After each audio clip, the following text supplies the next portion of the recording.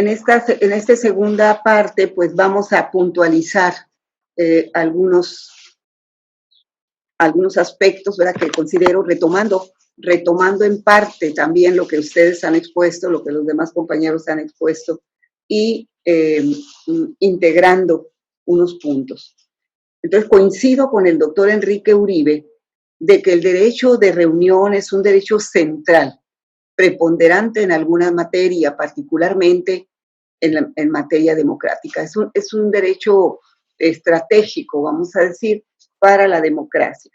Además, es un derecho muy importante para el ejercicio de otras libertades, como la libertad sindical, empresarial, económica, profesional. Por eso debemos estar muy atentos a las limitaciones y restricciones de este derecho, y por eso el Estado también debe tener mucho cuidado, mucha prudencia en las decisiones que se tomen para la contención de esta pandemia en esta materia.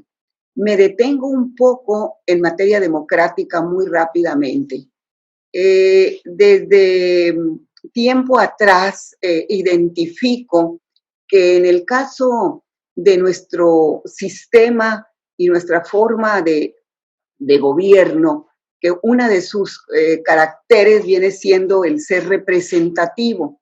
A mí me parece que este carácter de representativo del Estado mexicano y de muchos estados del mundo se ha superado hacia una forma de Estado participativo, que el ciudadano, su derecho político ya no se acaba en el ejercicio de las urnas, ¿sí? Ya no se acaba con el derecho de voto activo, de sufragio activo, que debemos permanecer atentos al ejercicio de las funciones de aquellos que elegimos como representantes, que los representantes ya demostraron que no es posible dejarlos solos.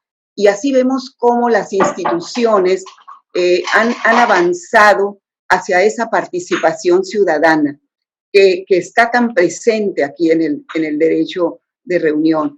En el mismo sistema electoral, con una participación del ciudadano en materia de transparencia, en materia para contener la corrupción, como el sistema anticorrupción que hemos creado. Entonces vemos cómo la acción ciudadana está presente en la toma de decisiones públicas.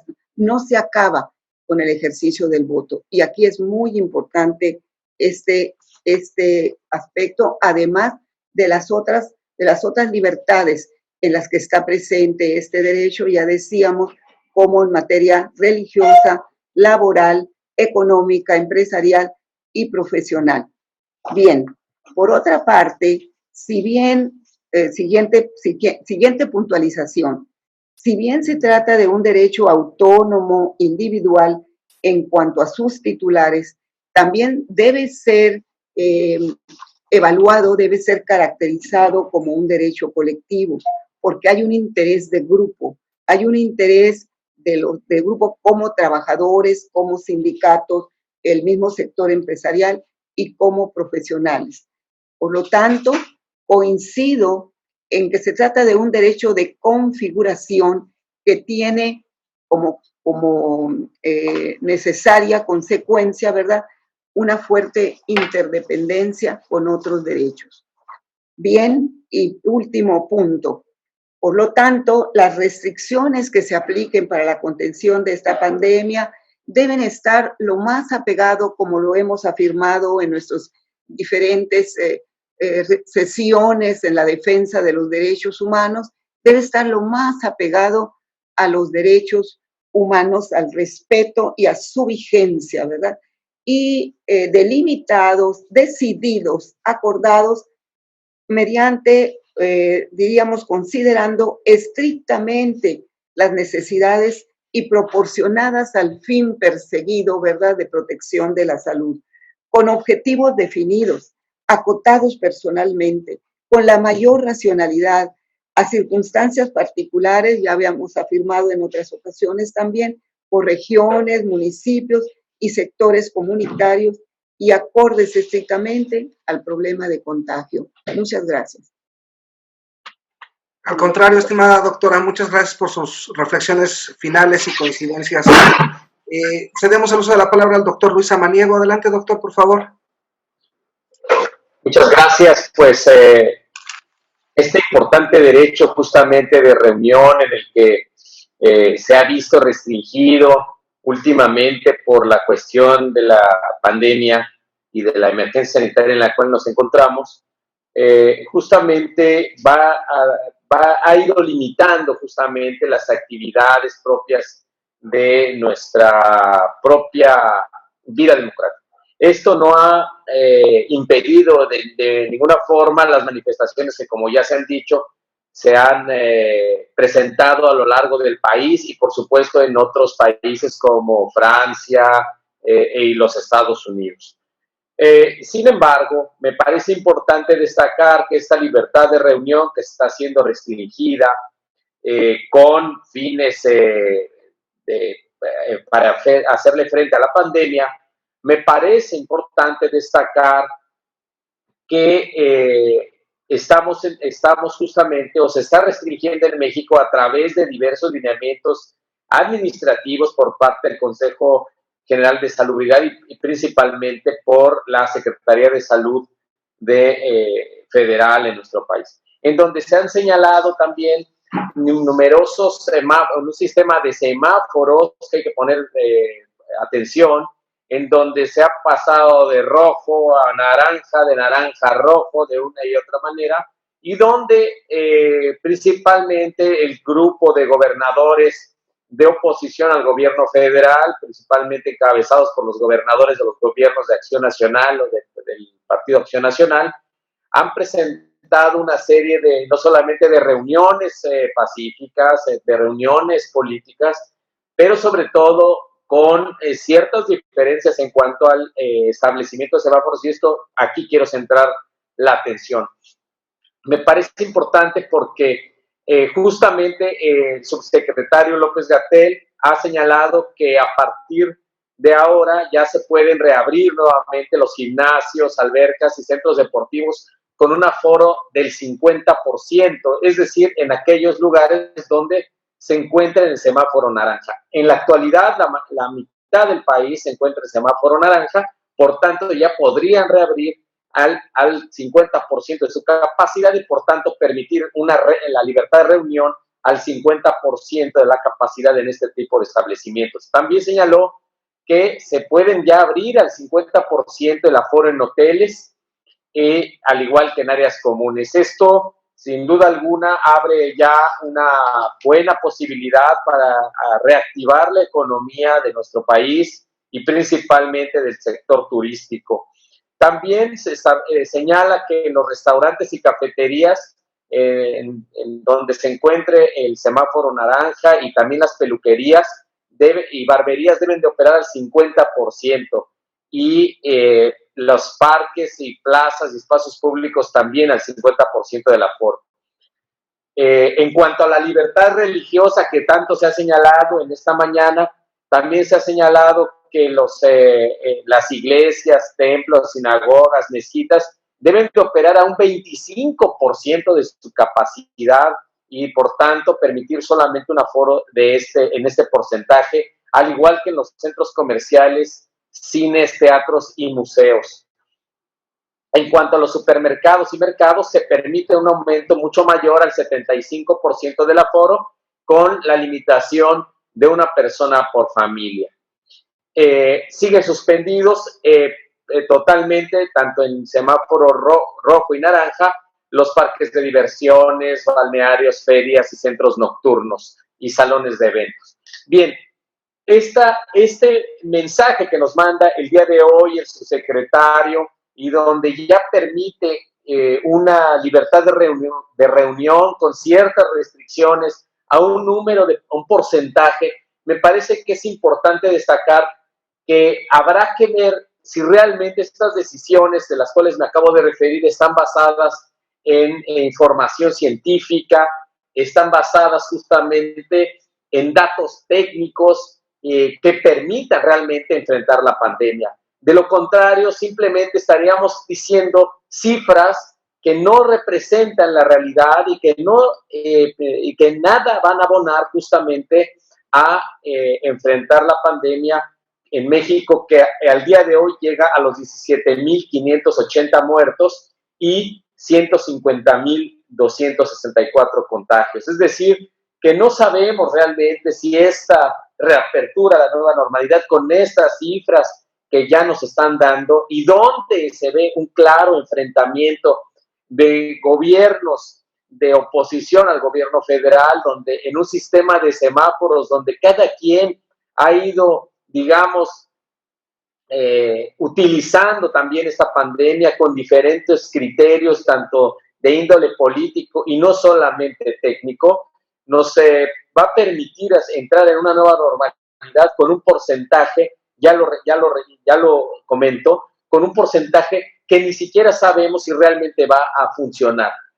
Hoy mismo también el subsecretario ha dicho que el coronavirus y esta pandemia la vamos a tener que sufrir no solamente en México, sino en todo el mundo, no solamente durante meses, en los próximos meses, sino durante muchos años. Es decir, que luego entonces que las medidas que se van adoptando a lo largo de lo que resta de este año y en el futuro, tienen que tomarse con datos técnicos, datos científicos, basados realmente en documentación o técnica o información técnica que permita saber qué medidas debemos de adoptar y de cómo poder volver a ejercer este derecho de libertad de reunión y, por supuesto, a través de él ejercer una multiplicidad de derechos. De lo contrario, entonces estamos restringiendo, sin duda alguna, este derecho sin ninguna proporcionalidad, sin ningún objetivo y sin ninguna limitación temporal, simplemente basándonos en semáforos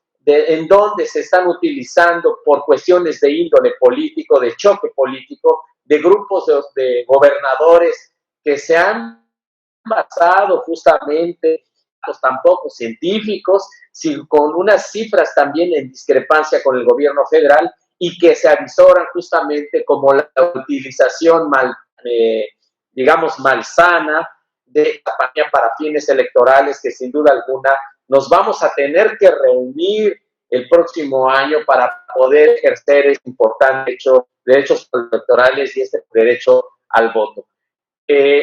Si se establecen estas cifras y se establece que también esta pandemia va a continuar durante años, luego entonces debemos también de exigir que esté basado en aspectos científicos y no en meramente políticos, ni siquiera porque se está jugando con la salud, no solamente con la salud y la vida de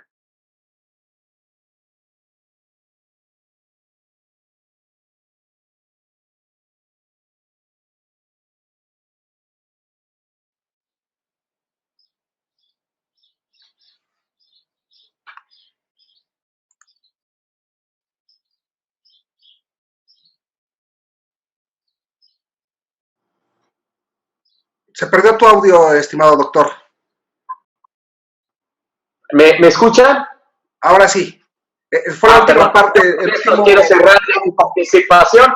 Creo que me había extendido un poquito de más, pero les deseo a todos una excelente semana. Les deseo que estén bien de salud y me da mucho gusto participar en este tipo de reuniones donde podemos ver no solamente la realidad de México en muchas latitudes de todo el país, sino sobre todo y muy importante, tener la referencia de lo que está ocurriendo tanto en Europa como en otras partes del continente americano. Este es el gran éxito de esta libertad de reunión que la estamos ejerciendo a través de estas nuevas plataformas y donde les agradezco la amable invitación que siempre me formulan para estar con ustedes. Les mando un gran abrazo. Igualmente, estimado doctor, muchísimas gracias por tus reflexiones finales. Si me lo permiten, tanto el doctor Ricardo Zuluaga como la doctora González Chávez, autorícenme que le pueda ceder el uso de la palabra al doctor Enrique Uribe, en virtud de que tiene que acudir a una reunión que tiene programada a las 13:30 horas y no quisiéramos que se nos pudiera retirar sin escucharlo. Por mi parte, adelante. Adelante, doctor. Muchas gracias, doctores. Gracias. Adelante, doctor Uribe.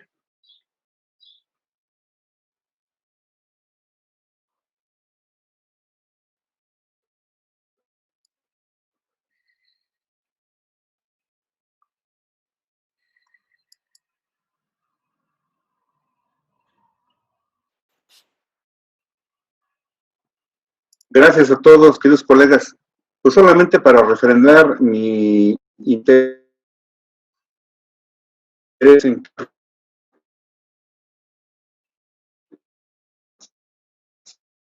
que puedan para ahora de nuevos conceptos.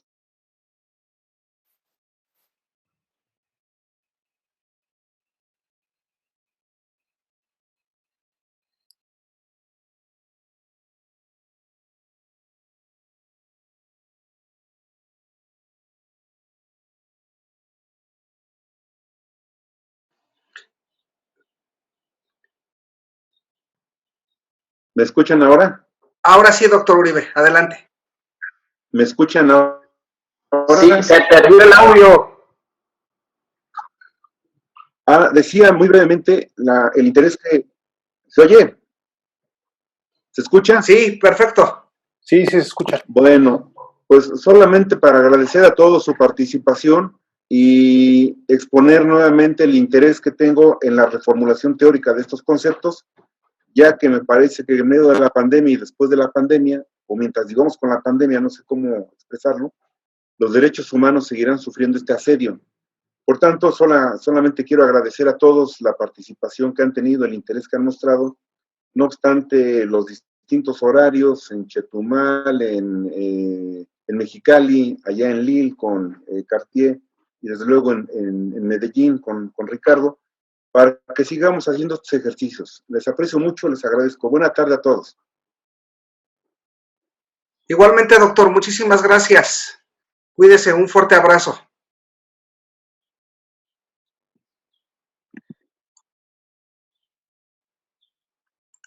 Bien, muchas gracias por la deferencia que tuvieron para con el doctor Uribe. Doctora González Chávez, adelante, por favor. Gracias, muy amable.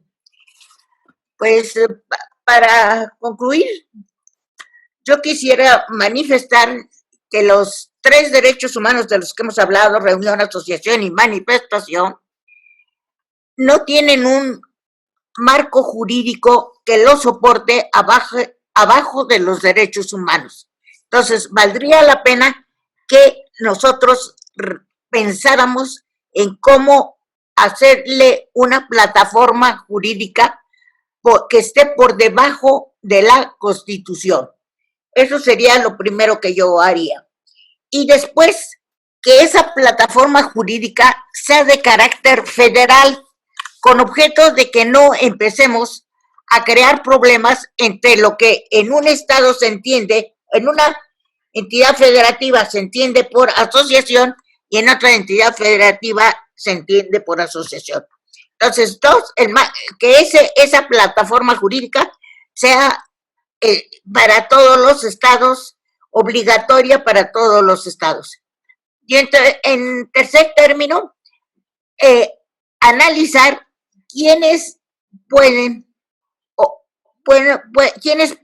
accesar a los sistemas informáticos, porque hay mucha gente que se queja de que es que me intervinieron el teléfono, es que saben lo que estoy diciendo, es que entonces les interviene en el teléfono, les interviene en el internet, les intervienen computadoras. Entonces, ¿hasta qué punto se tiene la capacidad en México para detectar la intervención a estos sistemas informáticos? Número 1.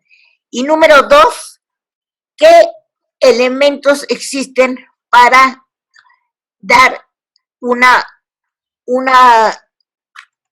sostén a los delitos informáticos y qué se puede entender por delito informático y qué se puede entender por violación informática? Entonces, yo creo que eso, para concluir, para mí sería lo más importante en este momento frente a la problemática que tenemos. Muchísimas gracias, estimada doctora, por su reflexión final. Cerraríamos con el doctor Ricardo Zuluaga Gil, a quien le ofrezco una disculpa por el intercalado innecesario. Me confundí aquí en las notas.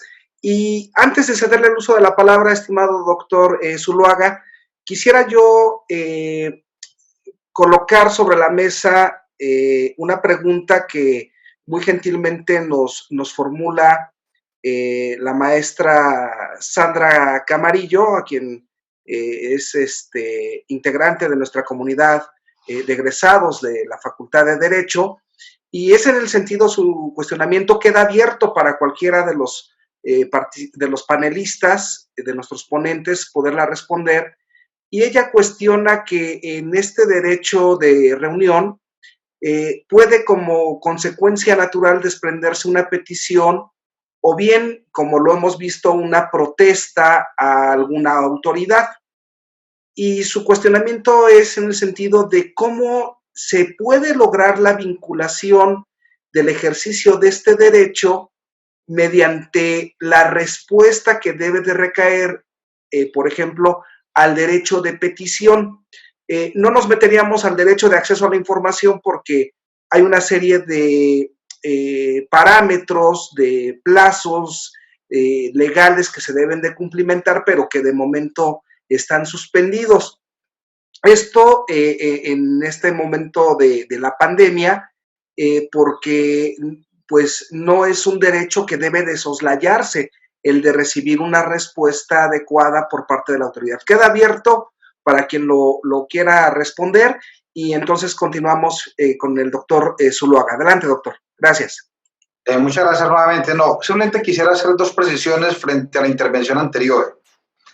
Si en efecto, y de cara al futuro, porque por lo menos en Colombia no sabemos estas restricciones cuándo vayan a terminar, o por lo menos cuándo vayan a terminar definitivamente, si en efecto entonces la virtualidad será una posibilidad para el ejercicio de ciertos esencialísimos derechos fundamentales nuestros, entre ellos el de reunión, por ejemplo, hay dos aspectos que tenemos que tener presente y tenemos que resolver. Uno primero es el de garantizar plenamente el derecho de acceso a la Internet. Esa es una realidad que todavía está muy sometida al mercado, a los precios y a la libre oferta y la demanda. Creo que los estados tendrán que entrar a regular porque este se va a convertir en un servicio esencialísimo si se cumple este pronóstico que yo estoy haciendo. Y en segundo lugar, sería fundamental resolver una grave limitación de orden material que tiene una parte muy notable de nuestra población. La primera es el del acceso al servicio mismo, porque no están conectados, y la segunda, la capacidad de hacer uso de la red. Hay un concepto nuevo que es el del analfabetismo digital, según el cual el 60 o 70% de los habitantes de nuestros países no conocen, no manejan la tecnología y por ende, por más que tengan acceso a la red, por más que el acceso esté garantizado, pues en efecto no podrían hacer uso de sus derechos. Entonces creo que ahí tenemos esas dos cuestiones que resolver. Primero, garantizar el acceso al servicio y segundo, garantizar que las personas tengan las condiciones personales para poder hacer uso de este servicio. Con esto cerraría yo mi segunda intervención. Muchísimas gracias, estimado doctor, por su reflexión final y abrimos un espacio por si alguien desea responder el cuestionamiento planteado. Doctor Samaniego, Irán, ¿puedes resumir nuevamente la pregunta? Claro que sí, con mucho gusto. El cuestionamiento va en el sentido de que como una consecuencia lógica de este derecho de reunión se puede desprender el ejercicio del derecho de petición o bien de una protesta, ¿sí? En el caso particular del derecho de petición, sabemos que debe de haber una respuesta por parte de la autoridad. Y la pregunta va en concreto a en este contexto de la pandemia y este contexto de la virtualidad de la reunión o del ejercicio del derecho de reunión, cómo obtener una respuesta por parte de la autoridad, es decir, cómo generar ese vínculo entre el ejercicio de un derecho de petición y la respuesta que se dé con motivo de una reunión de tipo virtual, en la cual, sobre todo, también hay que señalar, muchas autoridades hacen reuniones y no transparentan el ejercicio de las mismas.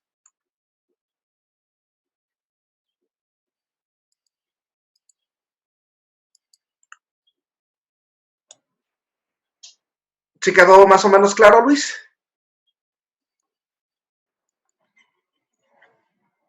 Doctor Irán, si me lo permite. Adelante, doctora Karen, adelante. Pues excelente la pregunta aquí de la compañera Sandra Camarillo, de la maestra Sandra Camarillo. Yo creo que aquí pudiéramos tomar como punto de partida lo que ya están haciendo algunas autoridades jurisdiccionales. Me voy a referir específicamente al uso del buzón electrónico como una herramienta que se está pretendiendo implementar en la reforma a la justicia laboral. Esto, desde luego, como ya lo dije, acotado a las autoridades jurisdiccionales. Yo creo que aquí, en el tema del derecho de petición y cómo podríamos lograr esta vinculación de los particulares con las autoridades, no encuentro alguna forma más accesible que el uso de las TICs, que el uso de las tecnologías de la información y el uso de las herramientas de conectividad, de manera tal que pudiera diseñarse una vía por medio de un buzón electrónico para que gestionasen la petición, pero esto implica desde luego una serie de medidas a tomar por las autoridades que en la mayoría pues ya tienen un portal de acceso de internet, digamos una página web en donde pudieran diseñarse este tipo de mecanismos, porque de cualquier otra manera estaríamos regresando a lo normal, por así decirlo, a lo rudimentario, y hasta cierto punto retrocediendo en la protección de este derecho, y que evidentemente en términos de esta emergencia que estamos viviendo no es accesible, ¿no? Quiero referirme al tema de presentar una solicitud por escrito y demás, como tradicionalmente lo conocemos. Entonces yo creo que por ahí iría alguna, a manera de propuesta, alguna idea en ese sentido, ¿no? La necesidad de que las autoridades se modernicen para poder recepcionar solicitudes y hacer efectivo este derecho de petición ante esta evidente virtualidad. Yo creo que podemos tomar como partida algunos ejemplos ya de algunos sistemas judiciales, como el caso del sistema judicial español y la transformación que han venido sufriendo los tribunales allá. Y ahora no sé, algún otro compañero de alguna otra latitud que nos pudiera compartir una experiencia. Gracias. Al contrario, doctor Joaquín Ordóñez. Gracias, doctor Irán. Sí, me parece que debemos de considerar que los derechos fundamentales se crearon en un momento histórico determinado. Y como los tiempos ya cambiaron, desde luego ya cambiaron también esos derechos, necesariamente ya cambiaron, ya mutaron, tal vez no completamente, pero sí ya hubo una mutación, y esto debido, desde luego, a los cambios políticos, sociales, económicos, etcétera, y desde luego de tecnología. Si consideramos que la tecnología ha agilizado las comunicaciones y ha modificado o ha mutado la forma en que nos reunimos, debemos también considerar que ese cambio debe impactar en el derecho. Y me parece que no debemos de quedarnos en el concepto tradicional o clásico de reunión o de petición, que solamente se da la petición a través de un papel escrito a máquina, o de la reunión que solamente se da de manera física. No debemos quedarnos en esos conceptos tradicionales, sino que ahora debemos de considerar las nuevas formas de reunión, las nuevas formas de petición o las nuevas formas de ejercicio de los derechos que se pueden dar a través de otros medios, de otras tecnologías, y que esto no le resta el carácter esencial del ejercicio de esos derechos, ¿no? Si consideramos el objetivo primordial de la reunión, que es intercambiar ideas por las personas, no importa entonces el medio o la forma física en la que se realice, sino la finalidad que se logre o que no se logre. Eso es lo que debería importar, y eso es lo que debe de protegerse por parte de las autoridades del Estado, de los órganos estatales, de la democracia, desde luego desde del constitucionalismo. Ese es mi punto de vista. Perfecto, doctor. Muchas gracias. No sé si alguien más de los compañeros quisiera comentar algo. Bueno, a lo mejor antes de que algún compañero que nos pueda dar una opinión sobre el desarrollo en sus países, quiero decir que antes de la pandemia, por lo menos yo creo que en Europa con mayor ahínco, ya existían incluso leyes de comunicación digital, abriendo precisamente una comunicación con la administración o la e-administración y la ciudadanía digital. Y bueno, también para buscar la calidad, para pues netamente la calidad de la comunicación del ciudadano con la administración electrónica. Entonces creo que sí es cierto que esto nos viene a dar, nos pone evidente la urgencia, y yo creo que viene a reforzarnos esto, que ante estos escenarios es necesario abrir canales de comunicación más que cerrarlos, y en este tenor el derecho de petición, el que pueda abrir un canal de comunicación con la administración pública en todos los niveles, y que también esté sujeta netamente a recibir una respuesta en relación a esa petición en un tiempo razonable, como la Suprema Corte de Justicia lo ha dicho. Entonces yo creo que sí está ahí por ahí, y sobre todo porque creo que el ejercicio de estos derechos nos lleva a que el ciudadano tenga un papel protagónico en la fiscalización y el solicitar la rendición de cuentas de las administraciones. Y creo que por ello los tribunales, en este caso el Tribunal Constitucional Federal Alemán, hace hincapié en poder, más que cerrar de una manera absoluta el ejercicio de este derecho, buscar canales, nuevos canales para poder hacerlos, para poder garantizarlas ante esta pandemia. Entonces creo que hay que ir creciendo hacia allá y hay que reforzar a nivel de la administración pues la comunicación electrónica con los ciudadanos. Perfecto, doctora. Muchas gracias por su respuesta. Doctor Emmanuel Cartier, ¿quería comentar algo? Sí, muchas gracias, presidente. Quisiera hacer una observación a propósito de la dematerialización o de la virtualización de las reuniones y del ejercicio de la efectividad de la libertad de reunión. Me parece peligroso considerar que la forma virtual de la libertad de reunión puede sustituirse a la forma física de la libertad de reunión. Por supuesto, la dimensión física, la relación física entre seres humanos es consubstancial al ser humano. Y, por ejemplo, en el campo de la justicia, en Francia se desarrolla el fenómeno de audiencias virtuales entre el juez y los justiciables, los justiciables, y eso me parece peligroso en un contexto en el que los hombres y mujeres que se reúnen tienen que adoptar leyes o tienen que adoptar sentencias, en el caso de un juez, y tienen que tomar en consideración estos vínculos que son muy esenciales. Y el problema es que para el Estado puede ser, después del contexto de la crisis sanitaria, una forma de salvar el dinero, una forma de salvar dinero diciendo, bueno, la forma virtual de muchas libertades puede ser desarrollada aún en un contexto normal. Y para mí eso es un peligro. Eso es un peligro porque en muchos campos el contacto concreto entre los demás, los seres humanos, cuando deliberan, cuando discutan de cosas tan importantes como las del contenido de una ley o del contenido de una sentencia, es esencial. Y por eso me parece que hay un peligro en la generalización de este modo ¿cómo se dice? De desarrollar esta libertad de reunión. Perfecto, doctor. Muchas gracias por su participación final. No sé si alguien quiere comentar alguna cuestión más. Yo quiero responder a Manuel Montes, que nos hace una pregunta muy interesante de cómo se podría utilizar o qué mecanismo de control constitucional se podría garantizar las reuniones virtuales, dado que recientemente estuvieron cerrados los juicios, los juzgados federales y no se podía tramitar ningún juicio de amparo.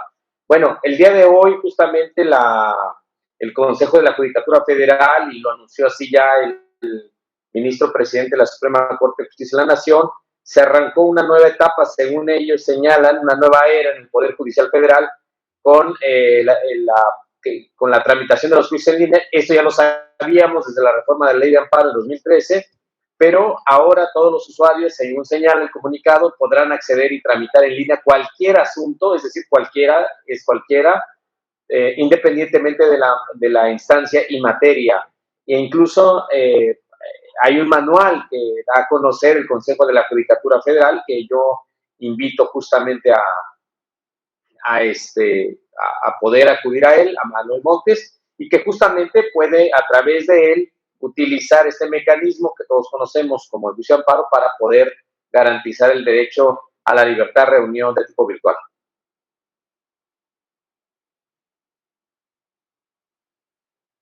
Perfecto, estimado doctor. Muchas gracias por atender también el cuestionamiento que el doctor Manuel Montes de Oca hace a través del chat. Y no habiendo más preguntas, más cuestionamientos, pero sí quedándonos también todavía un gran camino que recorrer en la atención del derecho de reunión, el seguir reflexionando respecto a su contenido, sus finalidades, pero sobre todo su evolución y prospección en este contexto de la pandemia. No nos resta como integrantes de la Red Internacional de Estudios Constitucionales agradecer el favor de su presencia, del conocimiento compartido por todos y cada uno de sus integrantes, y reiterarles nuestra invitación para nuestra sesión del próximo día martes 23 de junio, en punto de las 11 horas de la mañana, tiempo de la Ciudad de México, en donde abordaremos el derecho al consumo. Por nuestra parte es todo. Les deseamos mucho éxito, que tengan una magnífica tarde y mejor semana. Muchas gracias a todos.